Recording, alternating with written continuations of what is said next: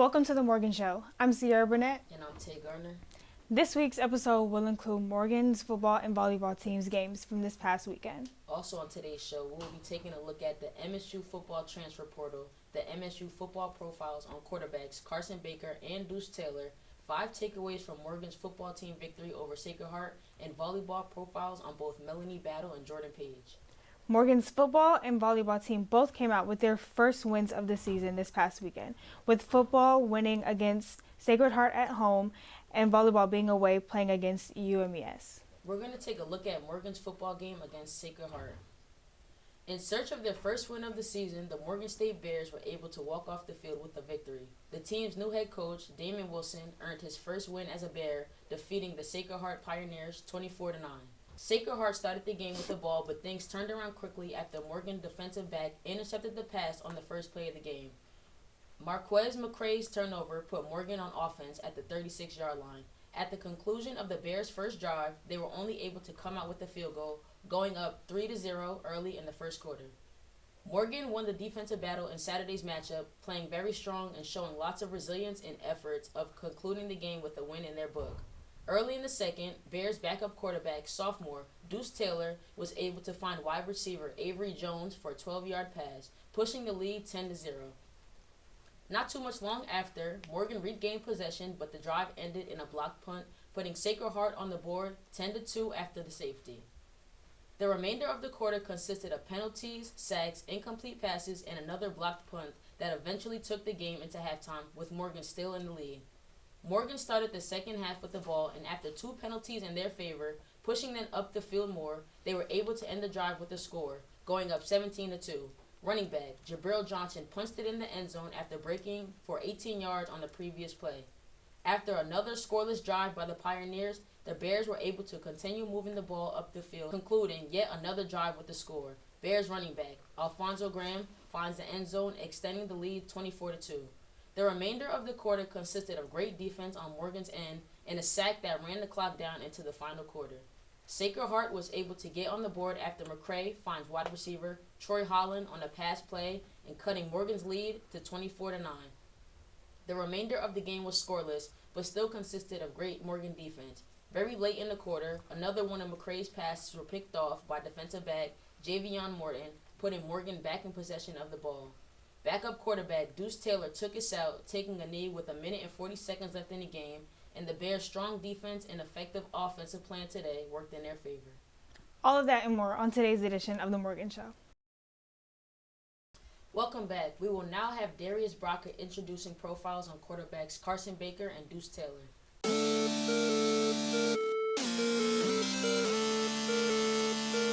The old saying goes, if you have 2 QBs, you have no QB.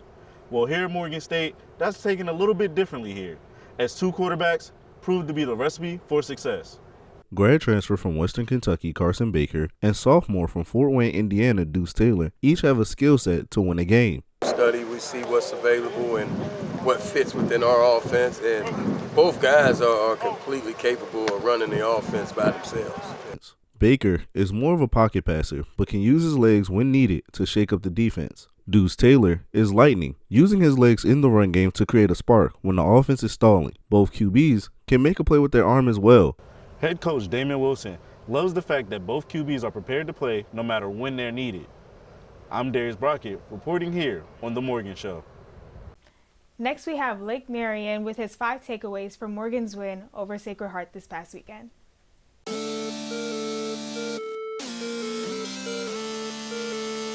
My name is Lake Marion, and today I'm here to tell you about the 5 takeaways from Morgan State's victory over Sacred Heart. Number 1, defense steps up. The Bears' defense shut down the Pioneers' offense throughout the first 3 quarters of the game. The Pioneers were held to just 235 total yards on offense, 175 yards passing, and 60 yards rushing. The defense also managed to get 2 interceptions and 3 sacks on quarterback McCrae. Number 2, getting stops on 3rd and 4th down. After struggling last week against Towson on 3rd and 4th down, the Bears capitalized on stopping the Pioneers' chances of completing many 3rd and 4th down situations. The Pioneers were just 2 of 14 on 3rd down, 14%, and 0 for 5 on 4th down. Getting those key stops was able to keep the Bears' offense on the field more. Number 3, keep the run game going. It's another week where the Bears' run game is the bright side of the offense. Alfonso Graham and Jabril Johnson both had great rushing day, with Graham rushing for 74 yards off 13 carries and Johnson rushing for 40 yards off of 11 carries. The team combined for 142 yards total and outgained the Pioneers 142 to 107 running the ball. Number 4, the passing game still needs improvement. Even though the Bears won the game through their running game, the passing game was still one thing that the team is struggling with. The Bears used both of their quarterbacks, Carson Baker and Deuce Taylor, who had a combined completion total of 13 out of 32 passing attempts. Baker was 8 of 19, 42%, with 76 yards, 0 touchdowns and 0 interceptions, while Taylor was 5 of 13, 38%, with 61 yards, 1 touchdown, and 1 interception. If the Bears can complete at least 50% of their passes, they will dominate alongside their run game against their opponents. The Pioneers outgained the Bears 175 to 137 passing the ball. And finally, number 5, special team miscues. The Bears might have dominated throughout the entire game, both offensively and defensively, but the special teams did have 2 plays where their punt was blocked. One punt was blocked in the second quarter and resulted in a safety. Another block happened later in the second half. The Bears need to protect the ball better when punting, otherwise the opponent will have better field position or a chance to score off of the block. Now we have Lake with some intake on some volleyball.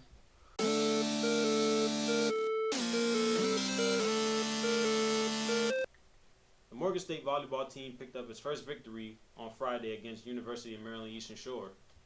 The Bears are now 1-13 this season. We had a chance to catch up with 2 of the leading team members. Jordan Page, a junior at Morgan State, finished with 8 kills, 5 digs, and 2 aces against Maryland Eastern Shore. So far this season, Page is averaging 6 kills, 6.5 digs, and 0.9 aces per game.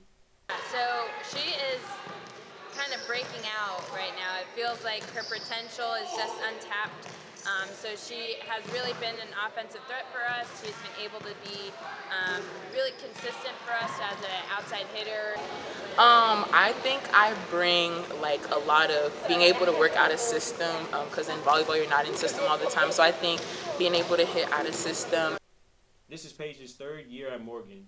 In high school, Page was a 3-year starter and helped lead her team to 3 straight Prince George's County titles and 3 straight Maryland 4A South Regional Championships. Melanie Battle, a senior at Morgan State, finished the game with 2 kills, 2 digs, and 3 block assists. I think my style of play is really similar to who I am as a person. I'm very calm, collected. I don't really like to get angry. You know, she has a lot of composure to her. She's really just very even keel in what she brings to the court. She has a sense of just calmness. Battle is averaging 1.9 kills, 0.5 digs, and 1 block assist per game this season. This is Battle's 4th year at Morgan. In high school, she was a first-team All-Southern Maryland Athletic Conference and first-team All-Charles County selection in 2017 and 2018.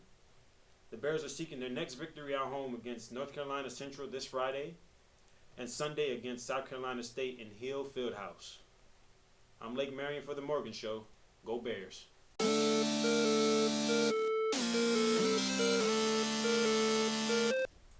Now we have Lamont Germany, who is being inducted into Morgan State University's Varsity M Hall of Fame. What does being inducted into the Hall of Fame mean to you? Sarah, I got mixed emotions about it, to be honest with you. I've always envisioned the Hall of Fame to be something that's for coaches and athletes, people who actually did something on the field of play or coached. And I didn't do either. I have no skills. I can't get on the field and catch a football, throw a football. I can't shoot. I never blocked anybody. I never did anything competitively on the field of play. So in that respect, it was difficult for me to kind of wrap my arms around being on the same stage with people who did those things at a very high level. And all I did was what I'm doing right now. I just talked.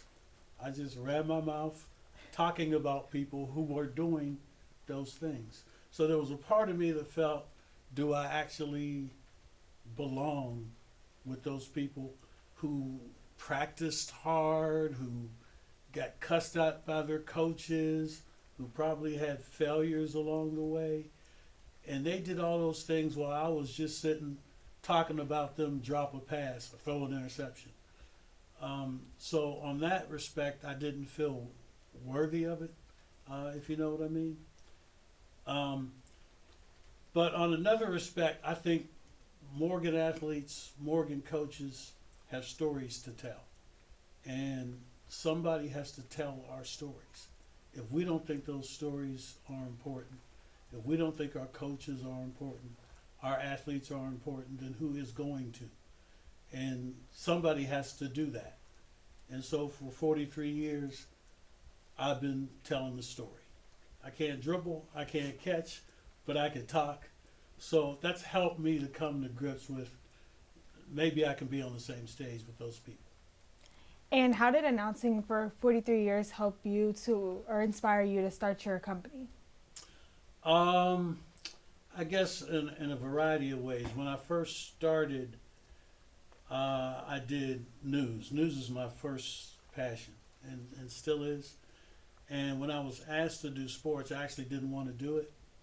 I was a sports fan, but I wasn't a fanatic. It was just a pastime to me, sports. It was just something to do to have fun. News to me, journalism to me, was a passion. And so I decided when they asked me that I would just do it for a year or two until a student came along who really was passionate about sports, and I would let them do the sports thing. But then, Sierra, I just fell in love with it, and I didn't want to give up the microphone. And so 43 years later, I didn't. And I always felt that HBCUs didn't get the attention they deserve. And so me, along with a few of my colleagues who also graduated from HBCUs, we decided to start a company that focuses specifically on highlighting HBCUs. And that's how the company HSRN was born. What advice would you give HBCU students in the field that don't really know what exactly they want to go after yet? You got to jump in and not be afraid to make your mistakes. You really do. You can't really learn the craft by observing. You really have to do. It is an exceedingly competitive enterprise, and while you're sitting back trying to figure it out, somebody else is going for it and grabbing it. There are a limited amount of microphones around, a limited amount of space, a limited amount of stations, so you have to make noise. And the only way you can begin that process is by jumping in and doing. So I would strongly encourage all students to get practical, hands-on experience at doing. And don't be afraid of making. Everybody who's done this has made mistakes. Everybody, with no exceptions. The higher the heights, the middle the mills, the lower the lows, or wherever they are, they've made mistakes. I would encourage you to jump in. And although, like you said, sports was never your first option, so what have you learned most from working in that department? The thing I learned about sports is how to accept and respond to failure, because every game, somebody's going to get their butt kicked. Every game, somebody's going to lose. It's a necessary outcome in a competitive environment. Somebody has to lose. And so now it becomes, how do you handle that? How do you handle losing? Do you internalize it and let it destroy you? Do you learn from it and try to overcome? And that's what I learned from sports. And I guess the other thing is, when I cover sports, it's cliche, but I think it's true. Sports, you're kind of chronicling people's successes, winning championships, winning games. When you cover news, you're kind of covering man's failures. The cheating politician, the murders, the fires. It's things in the human experience that go wrong. And so a lot of my career has been spent doing both. I would go all week covering news about what people did wrong to one another. And then on Saturdays, I'd be in a sporting event talking about the triumphs on the field of play. And how did working at WEAA during your college careers help you after you found your passion in radio? That's where I got my start. That's the first place I ever walked into and ever gave me a microphone and gave me the opportunity to be on the air. I come from a family where my father was on the radio. He was a radio disc jockey, and I actually wanted to be a DJ. When I first got to Morgan and the WEAA, that's actually what I aspired to be, was a DJ, not news or sports. But at the time, this was a long, long time ago, you had to have what they called a 7th class license. You had to have a license in order to touch the equipment. That's no longer necessary, but when I came up a million years ago, you had to have this license. And I didn't have the license. So could I do anything? I asked them if I could do anything. They said, well, you can just read the news. You don't have to touch anything. Just read the news. And I fell in love with news, fell in love with sports, and to this day I've never DJed. And what inspired you to work in the career that you got involved in? It was my father. I just wanted to do what my father did. He was a radio DJ where I'm from, Pittsburgh. He also worked briefly in Washington, and most of his career was in New York City. And my mother and father separated when I was small, so I think it was my way of being with my father. If I couldn't be with him physically, I'll be with him by doing what he does. My father goes to a radio station every day to go to work, so I'm going to go to a radio station every day to go to work. And so I think that's what probably led me in that direction initially. Like I said, he was on the music side, he was a DJ. I eventually migrated to the sports and news side. If there was one thing you could have done differently in your career, what do you think it would have been? I think I probably would have been more aggressive about my love and passion on the sports side. As I said before, when I first started in the business, my interest was news, and I still have a passion for news. News to me can be so depressing, though, and I find sports a lot more uplifting. When I'm covering the news, I just sometimes have my doubts about us as human beings being able to figure things out. We don't seem to be headed in that direction. And I enjoy the sports side of it a lot more. So if I probably had something to do again, I'd probably be more aggressive on the sports side.